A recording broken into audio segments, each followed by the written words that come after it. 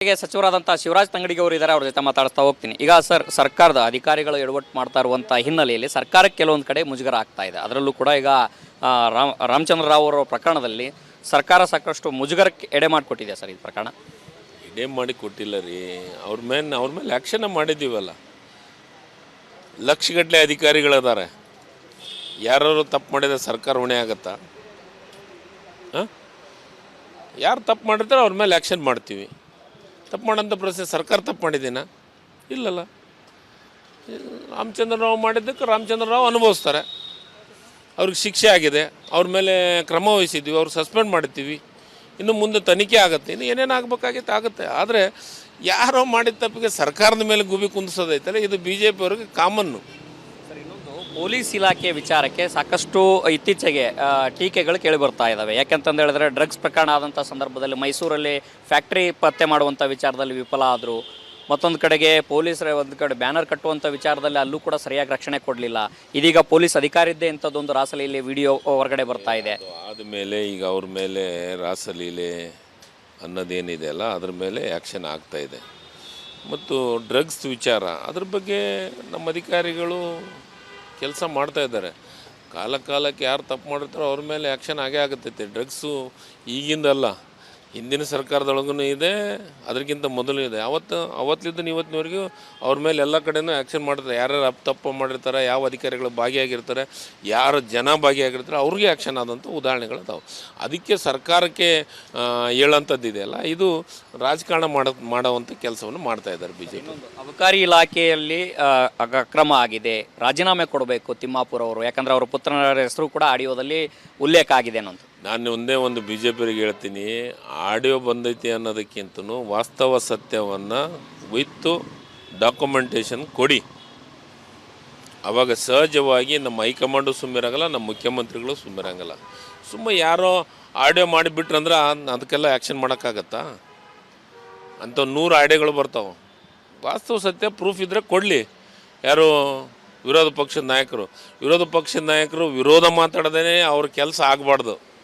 ಸತ್ಯಕ್ಕೆ ಸಮೀಪ ಇರುವಂಥ ಏನು ಆರೋಪಗಳನ್ನು ಮಾಡೋದನ್ನು ಕಲಿಬೇಕು. ತಿಮ್ಮಾಪುರ ಅವರು ಮಾಧ್ಯಮಗಳ ಜೊತೆ ಮಾತನಾಡುವಂಥ ಸಂದರ್ಭದಲ್ಲಿ ಅಧಿಕಾರಿಗಳು ಸಚಿವರ ಹೆಸರುಗಳನ್ನು ದುರ್ಬಳಕೆ ಮಾಡ್ಕೊಳ್ತಾ ಇದ್ದಾರೆ ಅನ್ನೋಂಥದ್ದು. ಮತ್ತು ಈ ರೀತಿ ಎಲ್ಲ ಇಲಾಖೆಗಳಲ್ಲೂ ನಡೀತಾ ಇದೆ. ಸಹಜವಾಗಿ ನಿಮ್ಮ ಇಲಾಖೆಯಲ್ಲಿ ಈ ಥರದ್ದು ಏನಾದ್ರು ಘಟನೆ ಆಗಿದೆಯಾ ಸರ್?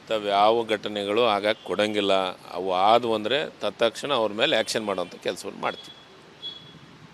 ಇದಿಷ್ಟು ಸಚಿವ ಶಿವರಾಜ್ ತಂಗಡಿ ಅವರ ಮಾತಾಗಿದೆ. ಕ್ಯಾಮ್ರಾ ಪರ್ಸನ್ ಮಂಜುನಾಥ್ ಜೊತೆ ಹನುಮಂತ ದುರ್ಗದ್, ಆರ್ ಕನ್ನಡ, ಬೆಂಗಳೂರು. ಹೀಗೆ ಸಚಿವರಾದಂಥ ಶಿವರಾಜ್ ತಂಗಡಿಗೆ ಅವರು ಇದ್ದಾರೆ, ಅವ್ರ ಜೊತೆ ಮಾತಾಡ್ತಾ ಹೋಗ್ತೀನಿ. ಈಗ ಸರ್, ಸರ್ಕಾರದ ಅಧಿಕಾರಿಗಳು ಎಡವಟ್ಟು ಮಾಡ್ತಾ ಇರುವಂಥ ಹಿನ್ನೆಲೆಯಲ್ಲಿ ಸರ್ಕಾರಕ್ಕೆ ಕೆಲವೊಂದು ಕಡೆ ಮುಜುಗರ ಆಗ್ತಾ ಇದೆ. ಅದರಲ್ಲೂ ಕೂಡ ಈಗ ರಾಮಚಂದ್ರ ರಾವ್ ಅವರ ಪ್ರಕರಣದಲ್ಲಿ ಸರ್ಕಾರ ಸಾಕಷ್ಟು ಮುಜುಗರಕ್ಕೆ ಎಡೆ ಮಾಡಿಕೊಟ್ಟಿದೆ ಸರ್. ಇದು ಪ್ರಕರಣ ಎಡೆ ಮಾಡಿ ಕೊಟ್ಟಿಲ್ಲ ರೀ. ಅವ್ರ ಮೇಲೆ ಆ್ಯಕ್ಷನ್ ಮಾಡಿದ್ದೀವಲ್ಲ. ಲಕ್ಷಗಟ್ಟಲೆ ಅಧಿಕಾರಿಗಳಿದ್ದಾರೆ. ಯಾರು ತಪ್ಪು ಮಾಡಿದ್ರೆ ಸರ್ಕಾರ ಹೊಣೆ ಆಗತ್ತಾ? ಯಾರು ತಪ್ಪು ಮಾಡಿರ್ತಾರೆ ಅವ್ರ ಮೇಲೆ ಆ್ಯಕ್ಷನ್ ಮಾಡ್ತೀವಿ. ತಪ್ಪು ಮಾಡೋಂಥ ಪ್ರಶ್ನೆ ಸರ್ಕಾರ ತಪ್ಪು ಮಾಡಿದ್ದೀನ? ಇಲ್ಲಲ್ಲ. ರಾಮಚಂದ್ರ ರಾವ್ ಮಾಡಿದ್ದಕ್ಕೆ ರಾಮಚಂದ್ರ ರಾವ್ ಅನುಭವಿಸ್ತಾರೆ. ಅವ್ರಿಗೆ ಶಿಕ್ಷೆ ಆಗಿದೆ, ಅವ್ರ ಮೇಲೆ ಕ್ರಮ ವಹಿಸಿದ್ವಿ, ಅವ್ರು ಸಸ್ಪೆಂಡ್ ಮಾಡಿರ್ತೀವಿ. ಇನ್ನು ಮುಂದೆ ತನಿಖೆ ಆಗುತ್ತೆ, ಇನ್ನು ಏನೇನು ಆಗಬೇಕಾಗಿತ್ತು ಆಗುತ್ತೆ. ಆದರೆ ಯಾರೋ ಮಾಡಿದ ತಪ್ಪಿಗೆ ಸರ್ಕಾರದ ಮೇಲೆ ಗುಬಿ ಕುಂದಿಸೋದೈತಲ್ಲ, ಇದು ಬಿ ಜೆ ಪಿಯವ್ರಿಗೆ ಕಾಮನ್ನು. ಪೊಲೀಸ್ ಇಲಾಖೆ ವಿಚಾರಕ್ಕೆ ಸಾಕಷ್ಟು ಇತ್ತೀಚೆಗೆ ಟೀಕೆಗಳು ಕೇಳಿಬರ್ತಾ ಇದ್ದಾವೆ. ಯಾಕೆಂತಂದು ಹೇಳಿದ್ರೆ, ಡ್ರಗ್ಸ್ ಪ್ರಕರಣ ಆದಂಥ ಸಂದರ್ಭದಲ್ಲಿ ಮೈಸೂರಲ್ಲಿ ಫ್ಯಾಕ್ಟ್ರಿ ಪತ್ತೆ ಮಾಡುವಂಥ ವಿಚಾರದಲ್ಲಿ ವಿಫಲ ಆದರು. ಮತ್ತೊಂದು ಕಡೆಗೆ ಪೊಲೀಸರ ಒಂದು ಕಡೆ ಬ್ಯಾನರ್ ಕಟ್ಟುವಂಥ ವಿಚಾರದಲ್ಲಿ ಅಲ್ಲೂ ಕೂಡ ಸರಿಯಾಗಿ ರಕ್ಷಣೆ ಕೊಡಲಿಲ್ಲ. ಇದೀಗ ಪೊಲೀಸ್ ಅಧಿಕಾರಿದ್ದೇ ಇಂಥದ್ದೊಂದು ರಾಸಲೀಲೆ ವಿಡಿಯೋ ಹೊರಗಡೆ ಬರ್ತಾ ಇದೆ. ಆದಮೇಲೆ ಈಗ ಅವ್ರ ಮೇಲೆ ರಾಸಲೀಲೆ ಅನ್ನೋದೇನಿದೆ ಅಲ್ಲ, ಅದ್ರ ಮೇಲೆ ಆ್ಯಕ್ಷನ್ ಆಗ್ತಾ ಇದೆ.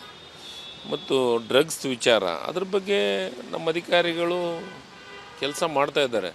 ಕಾಲಕ್ಕೆ ಯಾರು ತಪ್ಪು ಮಾಡಿರ್ತಾರೋ ಅವ್ರ ಮೇಲೆ ಆ್ಯಕ್ಷನ್ ಆಗೇ ಆಗುತ್ತೈತೆ. ಡ್ರಗ್ಸು ಈಗಿಂದಲ್ಲ, ಹಿಂದಿನ ಸರ್ಕಾರದೊಳಗೂ ಇದೆ, ಅದಕ್ಕಿಂತ ಮೊದಲು ಇದೆ.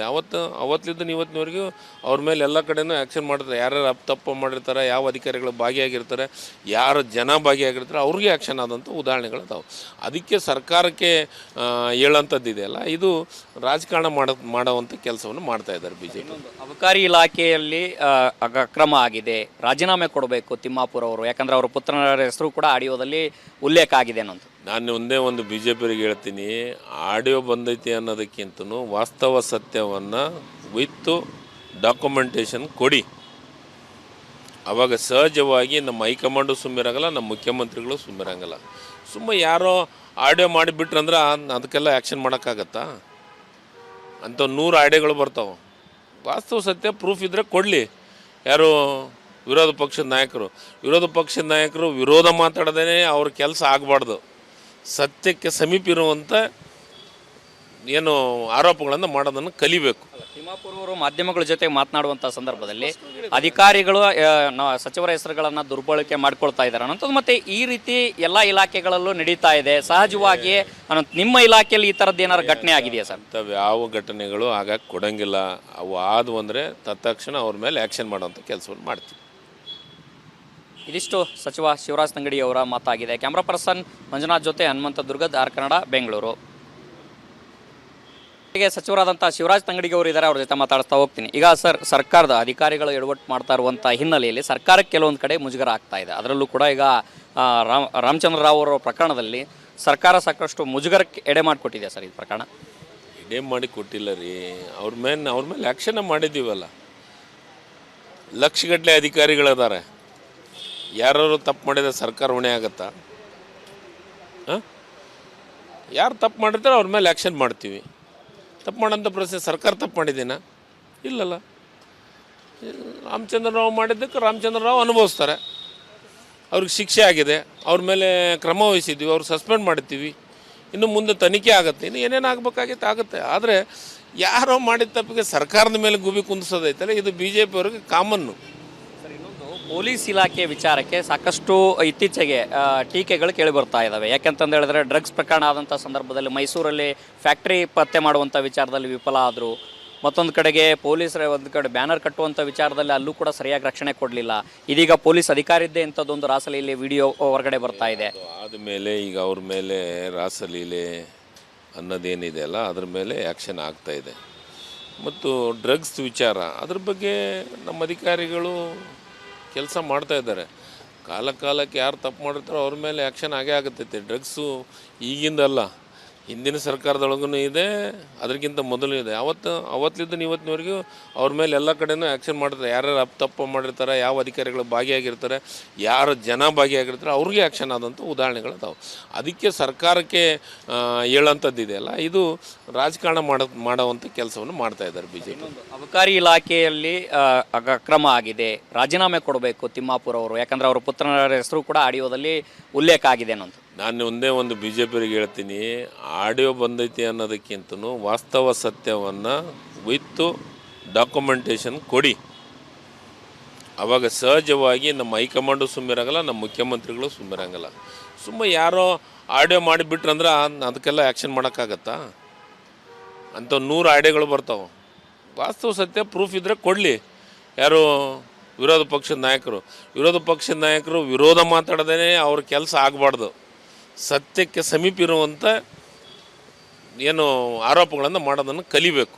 ತಿಮ್ಮಾಪುರ ಅವರು ಮಾಧ್ಯಮಗಳ ಜೊತೆ ಮಾತನಾಡುವಂಥ ಸಂದರ್ಭದಲ್ಲಿ ಅಧಿಕಾರಿಗಳು ಸಚಿವರ ಹೆಸರುಗಳನ್ನು ದುರ್ಬಳಕೆ ಮಾಡ್ಕೊಳ್ತಾ ಇದ್ದಾರೆ ಅನ್ನೋಂಥದ್ದು, ಮತ್ತು ಈ ರೀತಿ ಎಲ್ಲ ಇಲಾಖೆಗಳಲ್ಲೂ ನಡೀತಾ ಇದೆ. ಸಹಜವಾಗಿ ನಿಮ್ಮ ಇಲಾಖೆಯಲ್ಲಿ ಈ ಥರದ್ದು ಏನಾದ್ರು ಘಟನೆ ಆಗಿದೆಯಾ ಸರ್? ಅಂಥವು ಯಾವ ಘಟನೆಗಳು ಆಗಾಗ ಕೊಡೋಂಗಿಲ್ಲ.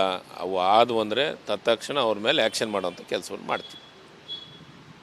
ಇದಿಷ್ಟು ಸಚಿವ ಶಿವರಾಜ್ ತಂಗಡಿ ಅವರ ಮಾತಾಗಿದೆ. ಕ್ಯಾಮ್ರಾ ಪರ್ಸನ್ ಮಂಜುನಾಥ್ ಜೊತೆ ಹನುಮಂತ ದುರ್ಗದ್, ಆರ್ ಕನ್ನಡ, ಬೆಂಗಳೂರು.